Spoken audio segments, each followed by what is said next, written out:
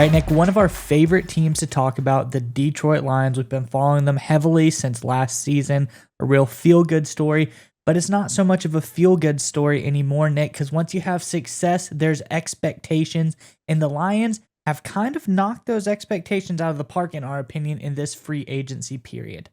Yeah, Miles, you hit the nail right on the head. The Lions have been very active, making a lot of really smart moves that we're going to cover in a second. But before we get to that, Lions fans, we want to hear from you guys, as always, in the comment section below, of all the moves the Lions have made at this point in the offseason, whether it's new additions, maybe some guys they've cut, moved on from, or potentially some guys they've re-signed. Give us your favorite Lions move so far this offseason in the comment section below. All right, Miles, what you got? What's the latest out of Detroit? All right, Nick, if we look at the Lions, a recap of last season, PFF rankings, they were 8th in the NFL offensively, very good. 1st in special teams, also very good. 29th in defense, I would say not so good. So coming into the offseason, you think they probably gonna boost up the defensive side of the ball, only makes sense. And the Lions agreed with us, Nick. They made a smattering of re-signings and new signings to this defensive side of the ball. And I want to focus on one in particular. A big weak point of the Lions was their secondary, and they pick up young Pittsburgh Steeler Cameron Sutton to a big-time 3-year, $333 million deal, $21.5 million guaranteed. Looked really, really strong for the Lions. They signed back defensive linemen Isaiah Buggs and John Kaminsky, who were both pretty good pieces on that Lions line. But most importantly to me, Nick, they signed veteran leader linebacker Alex Anzalone, who had a big-time comeback year last year, had one of the best years of his career. I think this was a really big thing for the Lions. What do you think about all these signings?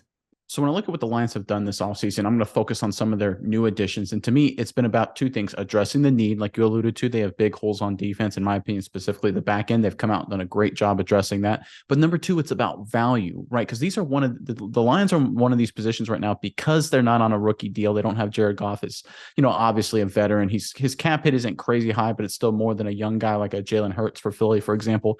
They have to make sure they get quality value. And that's exactly what the Lions did. So credit to Brad Holmes there. Because if you look at Sutton specifically, over the cap has him valued at $12.8 million, about $13 million, based on his production, his performance, his age, and all that kind of stuff. You hit the nail right on the head, Mice. He signed a 3-year, $33 million deal that averages out $11 million per. That's well under that $13 million valuation. So you look at that from that perspective, the Lions making smart moves, getting value at a position of need. But they didn't stop there. There's one signing you didn't bring up, Mice, I think was great, was that the Lions bringing in Emmanuel Mosley, the defensive back, the corner from the San Francisco 49ers. This is another guy that's all about value. It was a very cheap deal for the Detroit Lions.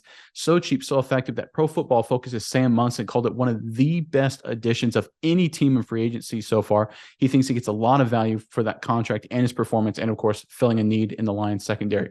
So looking at just those two moves by themselves, Miles, the Lions by that just hit it out the park. And then when you factor in, they bring in good leader guys, good locker room guys, keep the culture together. It just shows that the Lions are making a lot of really smart moves. They know their weaknesses, they're addressing them, but they're not risking the direction the franchise was going in last season. They're just building on the success they had, and I think that's a great sign for them going forward.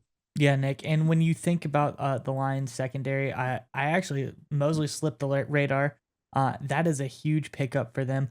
But also they have a young guy in Tracy Walker. He's not so young, 2018 guy, but he's coming into the fold with the loss of Deshaun Elliott. But him and Kirby Joseph was incredible last year as a rookie, got a bunch of picks.